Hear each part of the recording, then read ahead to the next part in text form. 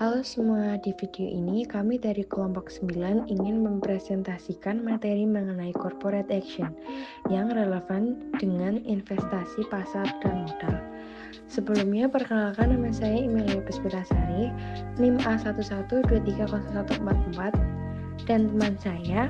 Perkenalkan, nama saya Muhammad Himajaya Nugraha dengan NIM A11230154. Perkenalkan, nama saya Sakazia Hermania Putra dengan NIM 0172. Selamat pagi teman-teman. Perkenalkan, nama saya Muhammad Zaki Ara Satya Nugroho. NIM saya A11230173.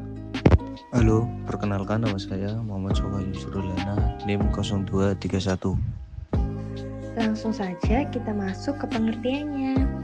Jadi, corporate action atau tindakan korporasi adalah kegiatan atau perubahan yang dilakukan oleh suatu perusahaan yang berdampak pada pemegang saham dan pemegang obligasi perusahaan tersebut. Tindakan korporasi ini dapat berupa pembagian dividen, mergers and acquisition atau merger dan akuisisi, pemecahan saham atau stock split, pembelian kembali saham atau stock buyback, right issue, dan lain sebagainya. Selanjutnya, tindakan tersebut dilakukan oleh perusahaan untuk berbagai alasan, seperti memaksimalkan nilai pemegang saham, menghindari penggabungan atau akuisisi oleh perusahaan lain, meningkatkan likuiditas saham, meningkatkan modal, dan lain sebagainya. Tujuan corporate action: membagikan dividen kepada pemegang saham sebagai pembagian keuntungan yang diperoleh perusahaan, menghindari pengambilalihan oleh perusahaan lain dengan melakukan akuisisi atau merger dengan perusahaan lain, meningkatkan likuiditas saham dengan melakukan pemecahan saham atau stock split sehingga harga saham menjadi lebih terjangkau, meningkatkan modal perusahaan dengan melakukan right issue atau penawaran saham kepada pemegang saham yang sudah ada, meningkatkan kepercayaan investor dengan melakukan pembelian kembali saham atau stock buyback sebagai bentuk dukungan terhadap harga saham perusahaan. Jenis-jenis corporate action. 1. Dividen. Dividen adalah pembagian keuntungan yang diperoleh perusahaan kepada pemegang sahamnya. Dividen ini dibagikan berdasarkan persentase kepemilikan saham masing-masing pemegang saham. Dividen dapat dibagikan baik dalam bentuk tunai maupun saham ataupun keduanya. Yang kedua, mergers and acquisition atau merger dan akuisisi. Merger dan akuisisi terjadi ketika kedua perusahaan bergabung menjadi satu atau ketika satu perusahaan mengakuisisi kepemilikan mayoritas dari perusahaan lain. Hal ini dilakukan untuk meningkatkan skala usaha, efisiensi operasional, atau mendapatkan akses ke pasar baru. Yang ketiga, pemecahan saham atau stock split. Pemecahan saham terjadi ketika perusahaan membagi saham yang ada menjadi beberapa saham dengan jumlah yang lebih banyak. Tujuannya adalah untuk meningkatkan likuiditas saham dan mengurangi harga saham per lembar agar lebih terjangkau bagi investor. Yang keempat, pembelian kembali saham atau stock buyback.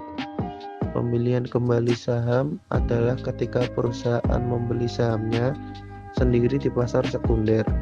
Hal ini dilakukan untuk menunjukkan dukungan perusahaan terhadap harga sahamnya, meningkatkan nilai saham, dan meningkatkan penghasilan per lembar saham. Yang kelima, rights issue. Rights issue adalah penawaran saham baru kepada pemegang saham yang sudah ada. Pemegang saham memiliki hak untuk membeli saham baru dengan harga tertentu sesuai dengan rasio kepemilikan saham yang dimilikinya. 6. Initial Public Offering atau IPO. IPO adalah tindakan korporasi ketika perusahaan pertama kali menjual sahamnya ke publik dan terdaftar di bursa saham. IPO bertujuan untuk meningkatkan modal perusahaan dan memberikan kesempatan kepada masyarakat umum untuk menjadi pemilik saham perusahaan tersebut.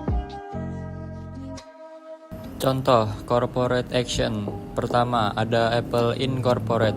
Pada tahun 2012, Apple Incorporate melakukan pembagian dividen tunai sebesar $2,65 per saham kepada pemegang sahamnya. Hal ini dilakukan sebagai bentuk pembagian keuntungan perusahaan kepada pemegang saham. 2. Facebook Incorporate. Pada tahun 2014, Facebook Incorporate mengakuisisi perusahaan Oculus VR dengan nilai sekitar $2 miliar. Akuisisi ini dilakukan untuk mengembangkan teknologi virtual reality yang akan menjadi bagian dari produk dan layanan Facebook. 3. Tesla Incorporate. Pada tahun 2020, Tesla Incorporate melakukan pemecahan saham dengan rasio 5:1. Pemecahan saham ini dilakukan untuk meningkatkan likuiditas saham dan membuat harga saham lebih terjangkau bagi investor.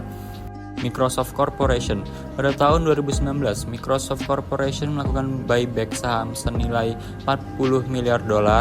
Pembelian kembali saham ini bertujuan untuk meningkatkan harga saham dan mendukung investor yang percaya pada masa depan perusahaan. 5. PT XL Axiata Tbk. Pada tahun 2023, PT XL Axiata Tbk merampungkan rights issue tepat waktu dan sekaligus menghimpun dana Rp 5 triliun. Rights issue ini dilakukan untuk mengumpulkan modal guna meningkatkan kelayakan modal perusahaan. 6. PT Gojek Tbk. Pada tahun 2021, PT Gojek Tbk melakukan merger dengan PT Tokopedia Tbk untuk membentuk perusahaan baru bernama Goto Group. Merger ini dilakukan untuk memperkuat posisi perusahaan di sektor teknologi dan e-commerce di Indonesia. Kesimpulan, tindakan korporasi atau corporate action adalah kegiatan atau perubahan yang dilakukan oleh suatu perusahaan yang berdampak pada pemegang saham dan pemegang obligasi perusahaan tersebut. Tujuan dari tindakan korporasi ini adalah untuk meningkatkan nilai perusahaan dan pemegang sahamnya. Jenis tindakan korporasi meliputi pembagian dividen, mergers dan acquisitions, pemecahan saham, pembelian kembali saham, rights issue, dan IPO. Contoh tindakan korporasi dapat ditemukan di berbagai perusahaan seperti Apple Inc., Facebook Inc., Tesla Inc., Microsoft Corporation, PT XL, Exit Tbk, dan PT Gojek Tbk. Baiklah, demikian presentasi dari kelompok kami mengenai corporate action. Semoga materi yang kami sampaikan bermanfaat. Terima kasih atas perhatiannya.